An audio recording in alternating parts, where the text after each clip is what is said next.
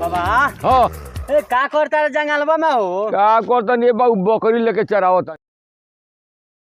नहीं। अच्छा बकरी चरा होता रे। हाँ अच्छा तो होली आवता तो 4 दिन होली बा तो कुछ प्रोग्राम हाँ तो बिना प्रोग्राम में क्या प्रोग्राम चली। बाबा हाँ हई चली हाँ हाँ चली। साला होई का रे होई हई खामा अच्छा खामा तो हाँ। हेनो कहिला हाँ तो होली में चलेला। अच्छा तो ओकरा बिना तो होली में मजे नहीं आई। अच्छा हाँ होली में चलेला तो उ। बाबा कुछ कहो कुछ गाना वाना गावेला होली में? हाँ तो होली में गाना गाइने ना तनिक रंग मसाला अपना सीताराम करोगी ना। तो एक आधो सुनावा। अरे होलिया में आ गईले पियावा हो लेके सूती ने तो कियावा। होलिया में आ गईले पियावा हो लेके सूतीवा लेके सूती ने तो कियावा लेके सूती ने तो कियावा लेके सूती ने तो कियावा। अरे होलिया में अपना बाप के दूस पे बिगत रहा खिसियात काला बड़ा होली हो। हाँ होली हो। हाँ, हाँ तो होली ठीक हो। अभी होली बाद 2-4 दिन तले बड़े होली खेलता रहो। तो अब हमनी ला आजे बा होली। हाँ तो ठीक बा ठीक बा आगे ठीक बा। डलवा लो। हाँ, कहली के सब ए तब खाली ये होई चलो लो खुशी से खरदा। बाबा चले के ना खुशी खुशी खरीदा तब न होली मनी। हां चले के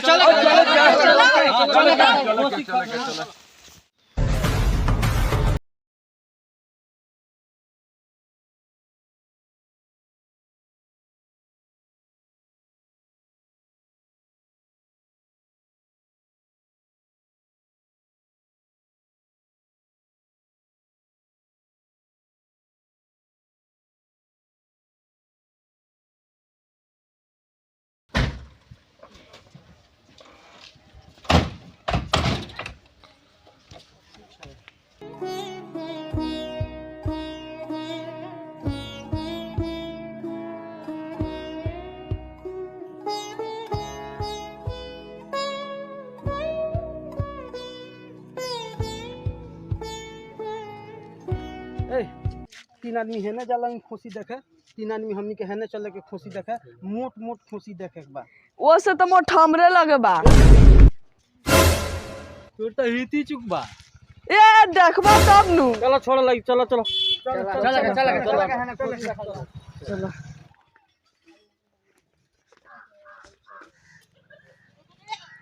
भैया हाय खोसिया बचाई पूजाई केकर पूजाई हो?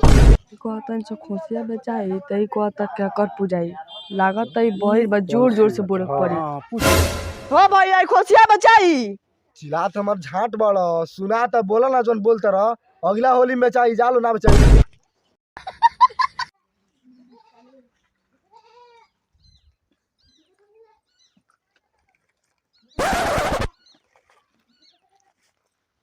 ए बाबा हाँ कोनो खुशी उसी बेचाऊ बा ने बाटे कितना ले बेचबो?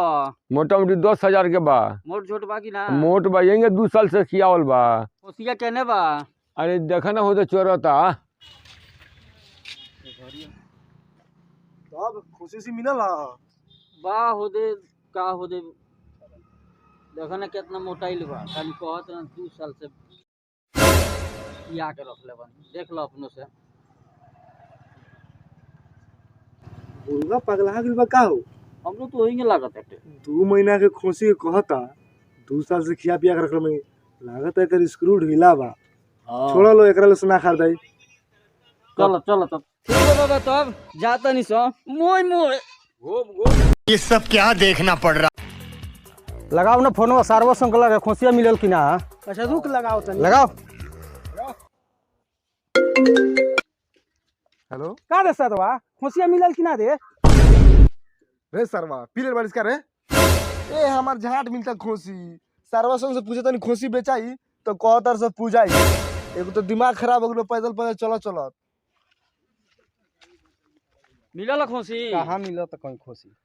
हमार झाट किना किन के तेल पड़े बड़ लगी रुका लगी एगो तो मड़ई लोग तो ओइमे से खुशी चुरा लिया तनी।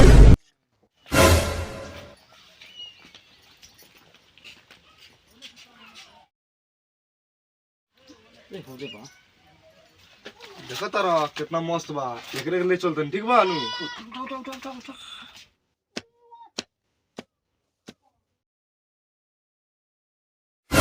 अरे आई बा हमार घोसी चुराई गई सरवा निकल तो रे छुतरा बुतरा।